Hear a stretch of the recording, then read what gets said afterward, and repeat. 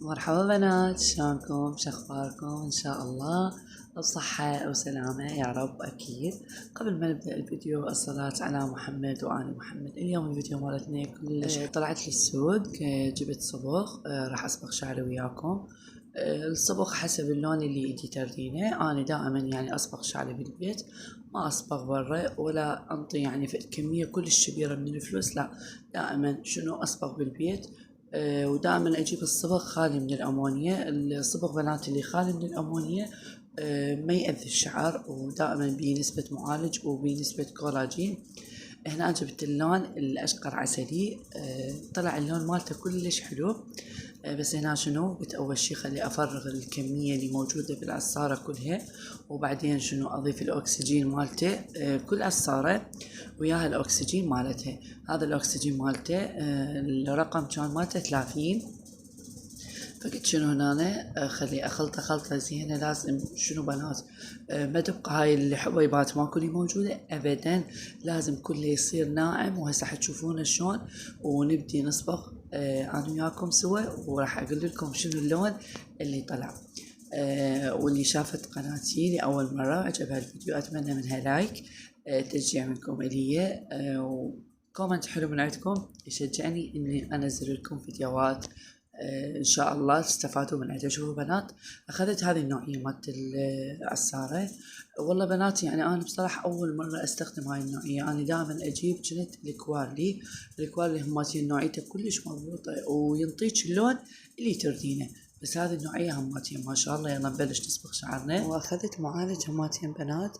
ان شاء الله المعالج ورا 3 ايام من الصبغ اسويه، وهم ان شاء الله اقول لكم على النتيجة واشوفكم النتيجة شلون تصير المعالج والصبغ الشعر بالبيت. تصير النتيجة كلش حلوة. واتمنى انه ما تنسوني من اللايك اذا وصلتوا لهذا المقطع من الفيديو. هنا هذا ابني جاب لي هاي الورد، ورد طبيعي، كان العطر مالته كلش طيب كلش. وشوفوا الشكل مالته ايش قد حلو. شاركتكم ثاني يوم من قعدة الصبح، قلت خلي اسوي ريوق بسيط. طلعت بيه سلقت، عندي مربى، عندي جبن، خلي الصمون، صبيت شاي، والف الحمد لله والشكر على نعمة رب العالمين. كله خير وبركة. الله يسترنا ويستركم. الحمد لله والشكر على كل شيء. طبعا هنا انطفت الكهرباء. من انطفت الكهرباء ما كملت لكم. المهم جت الكهرباء بعدين شنو قمت قلت خليني ألملم المطبخ، أسوي هاي الهوسة اللي ما تخلص. وأكيد بنات كل إحنا نفس الروتين، واكو بنات من يضوجون من هاي الهوسة اللي تصير. بس شو نسوي؟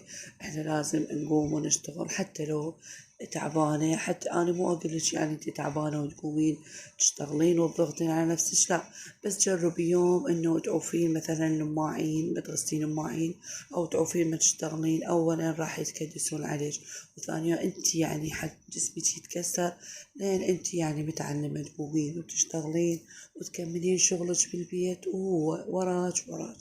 بس دائما أي شخص تجي إنه مرات يضوج ما يحب يشتغل، فتفرجوا على روتينات، تفرجوا أشياء تحفزكم وأن تقومون وتشتغلون تخلصون شغلكم. وأكيد من تخلصين شغلك انتي راح ترتاحين، لأن يبقى كل الشغل يبقى وراك.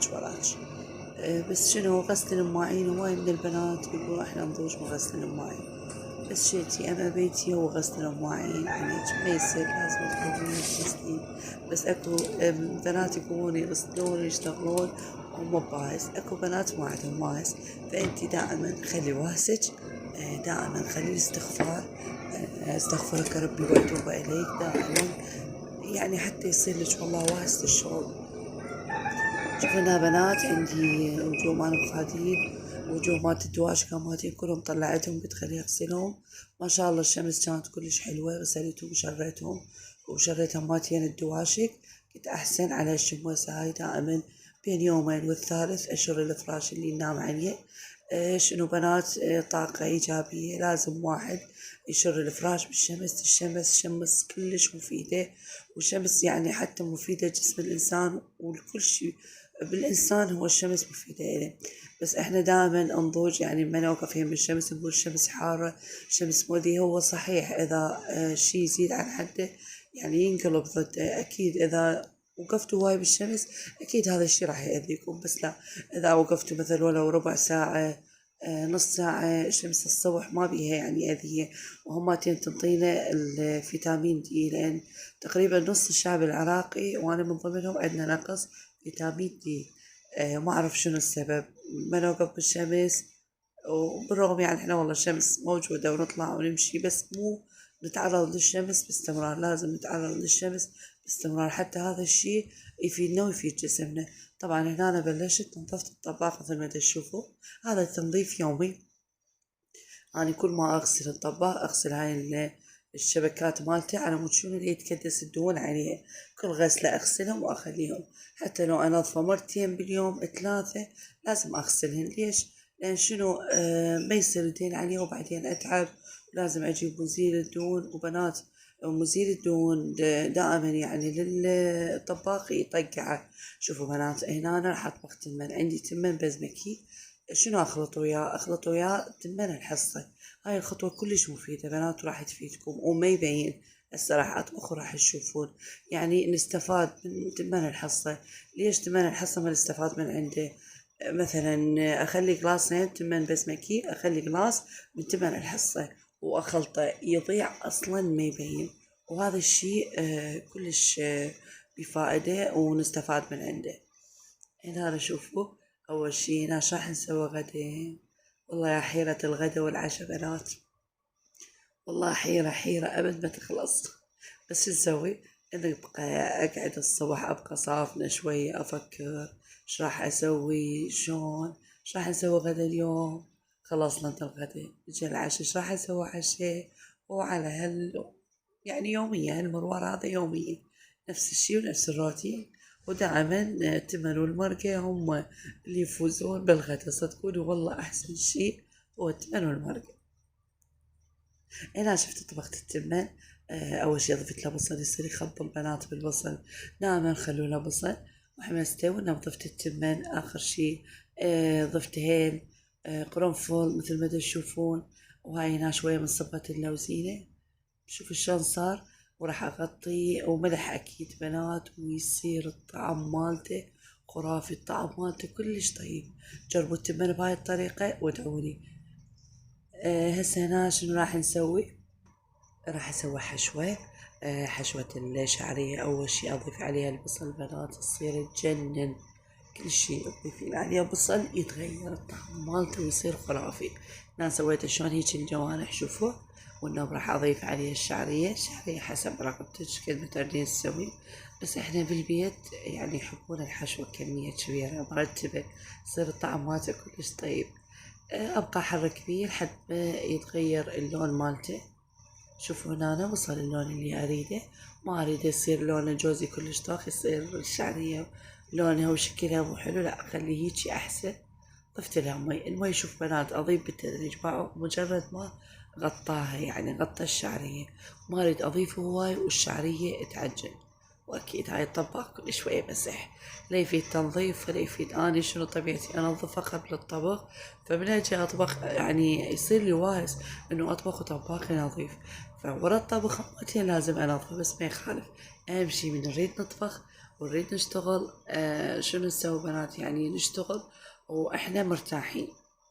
طبعا شوفوا بنات، أنا بعدني يعني تقريبا كل شي مسوي خلي أطبخ أخلص طبخي وبعدين أخلص شغلي. شوفوا هنا أنا كملت الحشوة. ضفت عليها الذرة والجزر والبسالي. وشوفوا شلون صار الشكل. وأكيد الكشمش هماتين. وعيني هذا التبن شوفوا شلون صار حباية حباية ويخبل. وشوفوا اللون مالته. لو تجيبين أحسن أنواع الزعفران بنات ما ينطيش نفس شغل الصبغ. هنا أنا عندي دجاجة سلقتها وخليتها على النار نص تقريبا سلق أو 3/4 استوت. هنا شنو عندي قاشوتين لبن، قاشوتين معجون، قاشو لون الزيت، ملح، وعندي شوي لمن دوزي. لا مو والله مو شوية، ضفت تقريبا نص ملعقة مال أكل. أريد حموضة طيبة تصير. هذا شنو راح أسوي؟ راح أخليه على وجه الدجاجة. وادخلها وين؟ ادخلها بالفرن. بس مجرد ما تاخذ لون من فوق. هنا أنا لقطت الخضرة، سويت الزلاطة. لازم هاي النمنميات اكيد ويا الغدا. هنا اجيت على الرقي، قلت خلي اسوي الرقي هواتين. هنا بعد ما خلصت كل طبخي وخليت دجاجتي بالفرن، قلت شنو اسوي؟ خلي اغسل المواعين اللي عندي. المواعين اللي عندي كلها غسلتها مثل ما قلت لكم. جيت قلت خلي اغسل المطبخ. انا البيت قبل بيوم يعني بالليل كليته نظفته، بس قلت ما يخالف خلي امسح المطبخ واخذ لي مسحه خفيفه على البيت كله. فهنا أنا خليت زاهي، خليت قاصر الوان، خليت شوية قاصر أبيض هماتين، ويصير الكاشي يخبل. شكو شي شكو دهون بالكاع كلها تقرفع من وراء القاصر الألوان والقاصر الأبيض. وهنا أنا وهذا الفيديو أكيد بنات لكم للتحفيز، شاركتكم يومي بالكامل. يومي بالكامل شاركته وياكم. ودائما من اغسل المطبخ دائما اضيف المي الحار. احس المطبخ ينتعش بنات، احس ما يبقى دين، لان احنا نعرف المطبخ كله هو عبارة عن دين. يعني احنا من الصبح لليل نستخدمه بشغلات الدين، الريوق والغدا والعشاء، وهذا الشي احنا كله نعرفه. وانا اخر شي قلت خلي امسحه، وشاركتكم شوية لقطات للتحفيز.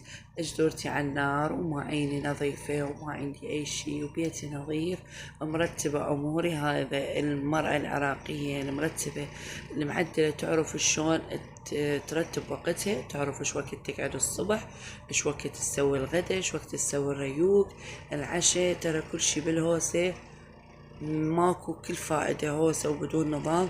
أنا حتى نظام إنه أنا محددة وقت إيش وقت أنظف الثلاجة. مثلا كل أسبوع أغسلها، بين يوم ويوم أمسحها، أرتبها، أرتب الأشياء اللي موجودة بيها. البيت الكاونتر يعني محددة كل يوم الشغلة، مرتبة أموري، كل شي بنات بالترتيب. انتي ترتاحين وبيتك يبقى نظيف وبيتك يبقى مرتب، وتعرفين ايش وقت تشتغلين، تعرفين ايش وقت تسوين اذا عندك حملة، اذا عندك مثلا نقول شغل قوي. واكيد يبقى ورا ندارة وشطارة ام البيت، ودائما الاهتمام بنفسك قبل كل شيء.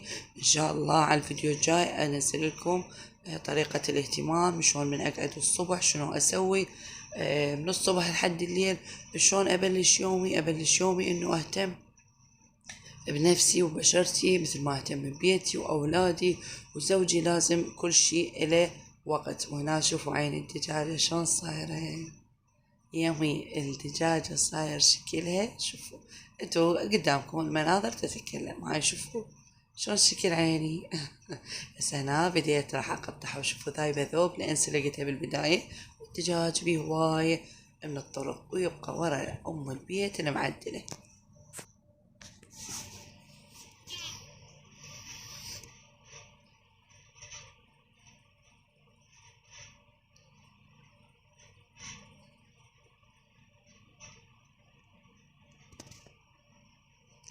وأكيد بنات نقول الحمد لله والشكر على نعمة رب العالمين. وأكيد ما أنساكم وأقول سهمكم ألف ألف عافية، وتفضلوا أكيد ويانا والله ومكانكم خالي.